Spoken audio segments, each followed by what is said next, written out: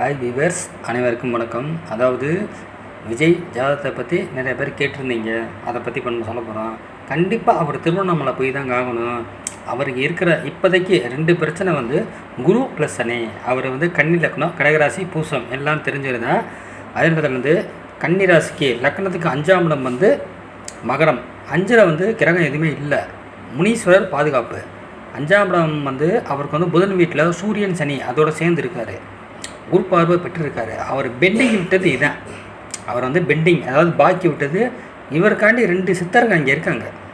இவர் வியாழக்கிழமைனாலும் போகலாம், சனிக்கிழமைனாலும் போனால் இவருக்கு அங்கே ஆனால் பிரச்சார ரீதியாக போவாரா என்னன்னு தெரியாது. ஆனால் கண்டிப்பாக தனுசில் செவ்வாய் ராசி வீட்டில் இருக்கும்போது கண்டிப்பாக அவர் போவார். போய் தான் ஆகணும். விதி, பிரபஞ்சம் இவருக்கு என்ன தெரியுமா கொடுத்துருக்கு? வேல்னா செவ்வாய். முருகன் யார்? சிவனோட மைந்தன். இவர் ஆக்டிவேஷன் என்ன தெரியுமா? முனீஸ்வரனோட அருள் இருக்குது இவருக்கு. அது இவர் கிறிஸ்டினோ முஸ்லீமோ அது எந்த இதுவும் பிரச்சனை கிடையாது. எல்லா உடம்புலையும் ரத்தம் சிவப்பாக தான் இருக்கும். இவருக்கு அந்த இது இருக்குது, தெரியாமல் இருக்குது.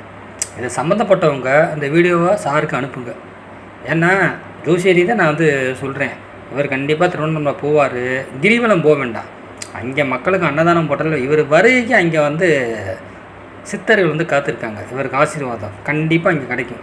அது எந்த நேரங்கும் போது இந்த 3 மாதம் டைம் கொடுத்தாச்சு ஜோதிட ரீதியாக. அக்டோபர், நவம்பர், டிசம்பர், ஜனவரி. ஸோ தனுசு ராசியில் செவ்வாய் வீட்டில் இருக்கும்போது அங்கே இவர் ஏன்னா இவர் ஜாதகம் தான் சொல்லுது. இவர் ஜாதகம் லக்கணத்துக்கு 5ஆம் இடம் முனீஸ்வரர் இருக்கார்.